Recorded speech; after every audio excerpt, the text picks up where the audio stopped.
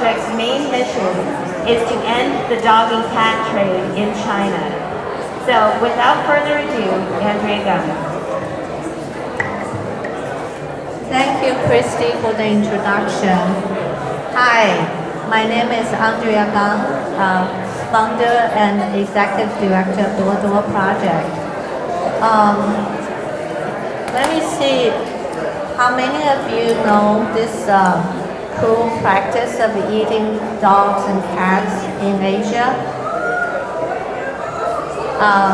How many of you have heard this cruel Yulin dog meat festival every year in Yulin every June? And on that day, it used to kill 10,000 dogs in one day. Now it dwindles down to 3,000, but it's still one dog too many. So thank you for caring about this cause. Today I'd like to share some stories and some insights of this cruel, it has become a trade, dog and cat meat trade or industry. It's no longer individual kill dogs and cats in the backyard. It has become a business, and the whole thing is illegal. All the dogs and cats supplied in the trade are mostly stolen pets or stolen strays. I'd like to share a few stories. The first story I want to share is my visit to a dog slaughterhouse in Yulin during one of my visits to Yulin during the dog meat festival. You guys been to our shelters here, right? When you walk into our shelter to adopt a dog, what happened? The dogs are barking like crazy, and they talk to you like, hey, pick me up, take me home, or take me out for a walk. And it's just the dog's nature to bark when they see some strangers. So the shelter was really loud when you walk into the room. But in the slaughterhouse, the dog slaughterhouse in China, now the slaughterhouse for the dog meat trade is not the slaughterhouse like we think of. It's usually just an abandoned, vacant building, run-down building. And the kill and everything is so primitive. So when I walk into this run-down, vacant building, because I went in to help a person to do the undercover filming of the slaughterhouse. So I walk in as a buyer because I speak the language. My job was to distract the butcher so the other person can film the slaughterhouse, to show the cruelty to the world. So I walk into the slaughterhouse. The setting is just like our shelters. So it's a bunch of fencing space and a lot of dogs running free inside the shelter, inside the fence. The only difference is it was dead silent. And I didn't understand why there's this eerie quietness. But quickly I realized our dogs are very sensitive, very observant, very smart. They already figure out every time there's a stranger walking to the slaughterhouse, that means one of them will be taken out by this terrible big clan by their neck and killed by a big stick right in front of their faces. So that's why they were all scared and being quiet in a corner. I know you are here all love animals. I'm sharing this story not to break your heart. I'm sharing the story to let you know the cruelty involved with this trade. Because we've been asked from time to time that we have dogs in our shelter, in our backyard, why we want to care about dogs trapped in a meat trade so far away from us. And I want to answer this question by using the photographer who went into the slaughterhouse to help me filming. When he was asked this question by a local reporter, and he said, if you love dogs, and you have been to one of the dog and cat slaughterhouses, you will never ask me this question again. To see our best friends who trust and love us so much to go through this pain is unbearable.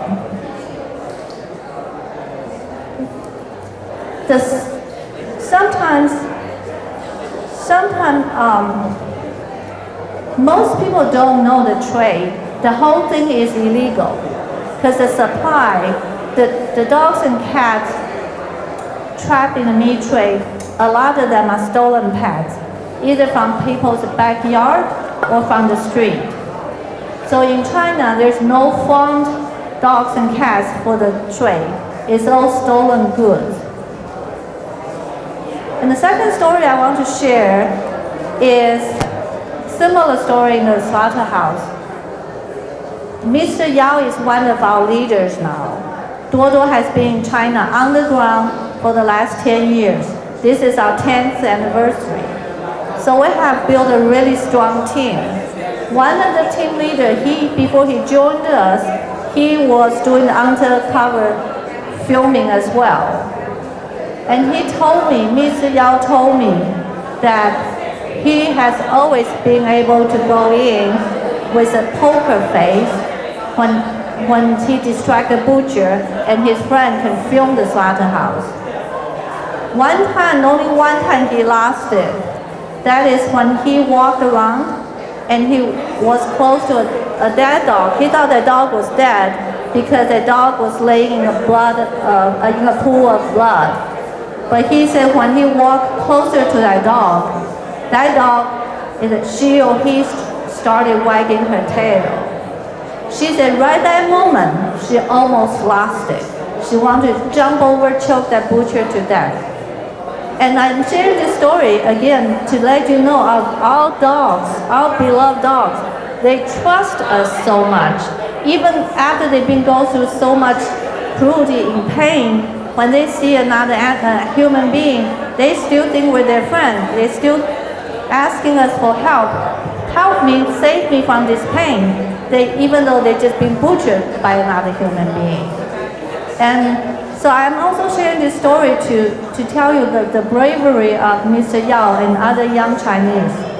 Sometimes we get this question too, that who are we to go into another culture, tell people what's right, what's wrong, what to eat, what not to eat. The thing is, Duoduo Project, we're not going in as an American nonprofit. We're going in to support, help local activists, the people who wanted to end on their own as badly as us. You guys must know in the last 30 years, China has this one-child policy, one-child generation, right? So a lot of young people now in their 30s, they grew up in this one-child generation. They didn't grow up with any siblings. So they grew up with turtle, dog, cat, bunnies. And they end up loving their pets as much as we do. And they hate this trade as much as we do. So they asked us for help. And because they told me before Duoduo got involved, they feel so hopeless because it's such a daunting task for them to take on the society, this culture. They're so small. But now they realize people from outside of China, internationally, because Duoduo we have a lot of supporters from the States, from the UK, from Canada. And he said for them to know Westerners care about what they do really empower them so much. So that's why we are so hopeful. We think this can be done by watching how young people risk their life to help our beloved animals.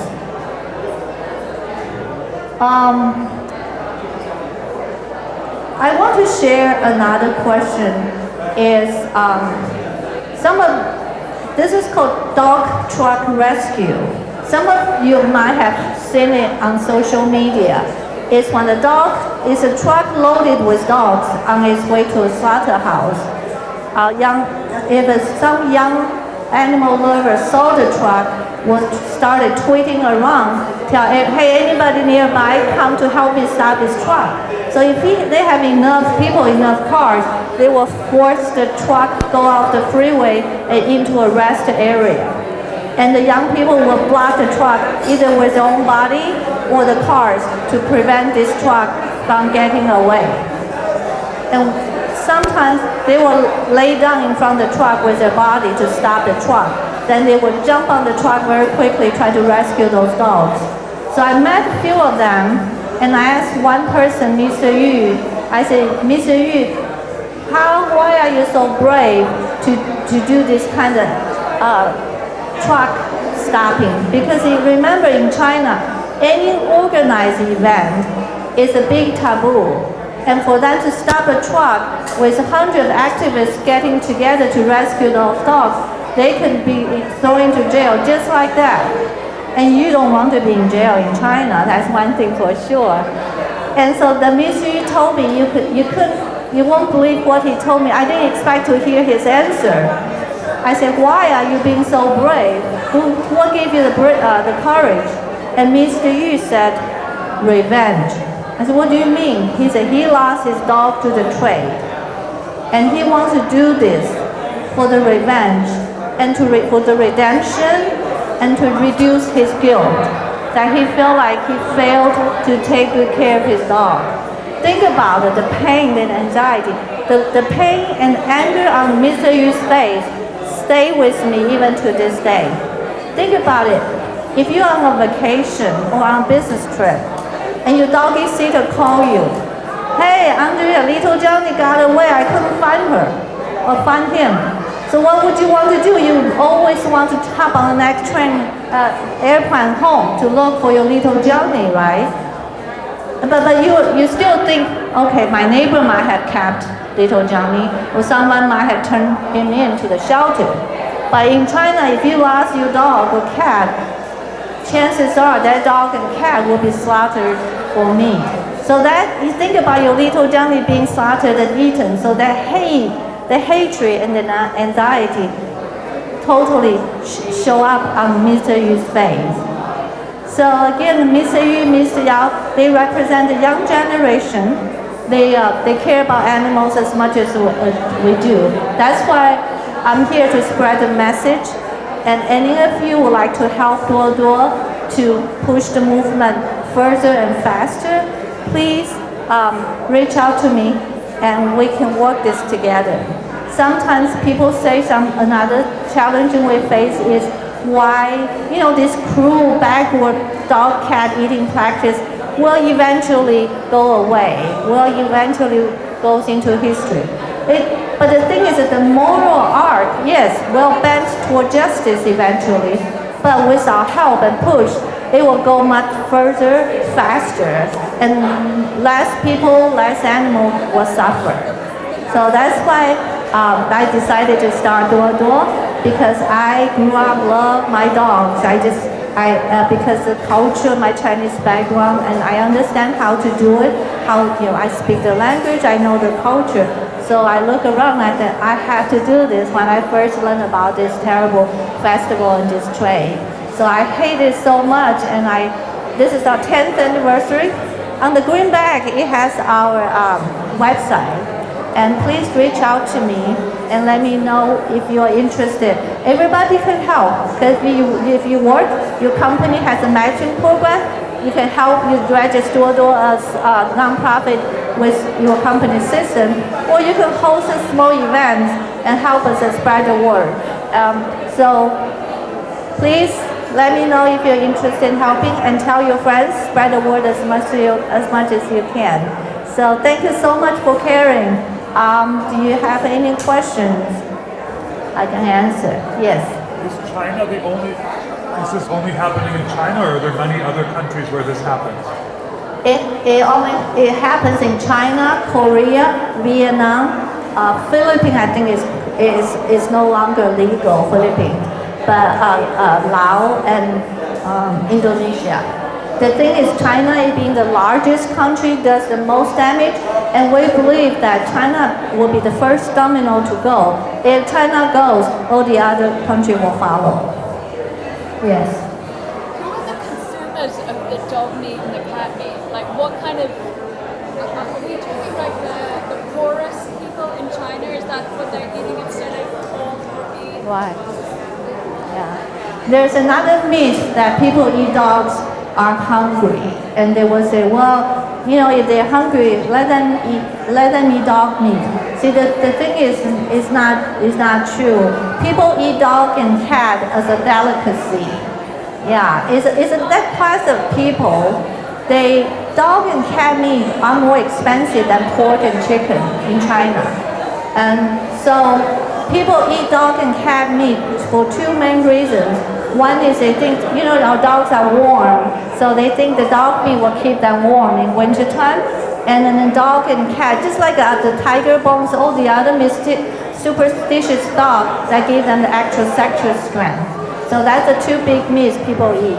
I give you an example, but luckily the majority people eat dog and cat are 50 and older, like me, old people.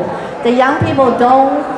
They despise this practice. So that's good news to know.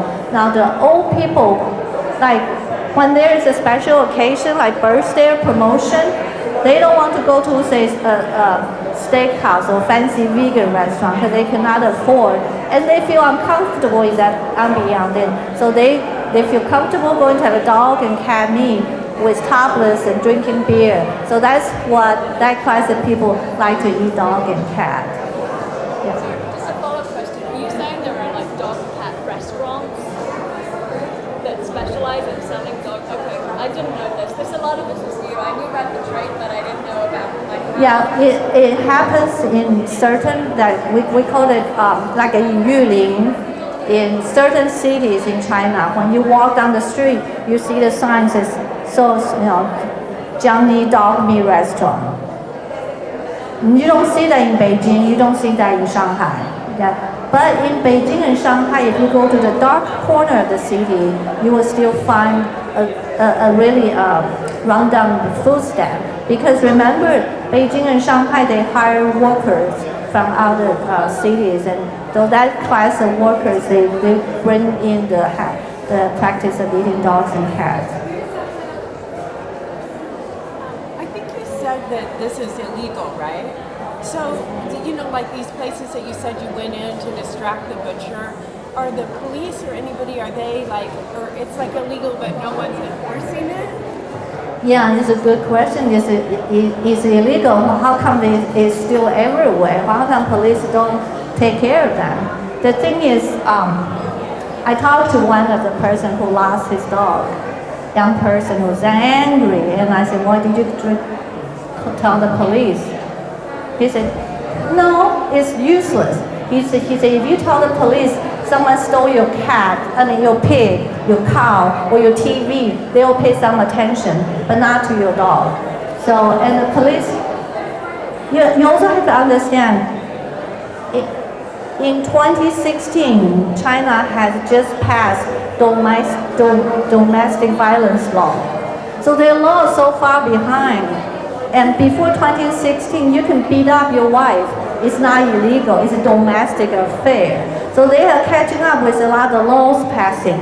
And they definitely don't want to deal with the dog meat trade because that only involves a small, in their eyes, a small percentage of people. And they have over 1 million dogs and 1 million children being kidnapped in China. So the police will spend more their time finding those children than crack down the dog meat trade. And another thing is, the owner of the dog meat trade restaurant, their cousin or their buddy might be the police officer. You see, so that's very complicated. But we know what to do. The main thing is what Dodo does is we do two ends from the supply end. We will bring in veterinarian from Taiwan and from America to spay and neuter as many dogs and cats as we can, or train as many veterinarian local ones to do this, to cut down the supply. And we use education from the other end to educate young people to see dogs and cats as family, not meat. So cut down the demand. So from both ends, we believe we will end this. Hopefully before I die, or we do a major blow to this trade. Any other questions? Thank you so much for listening and let me know because we have information on the review on my Thank part. you so much for all the bags and everything. Yeah. Are you in San Francisco or We're based in Sunnyvale. Sunnyvale? Yeah. Okay.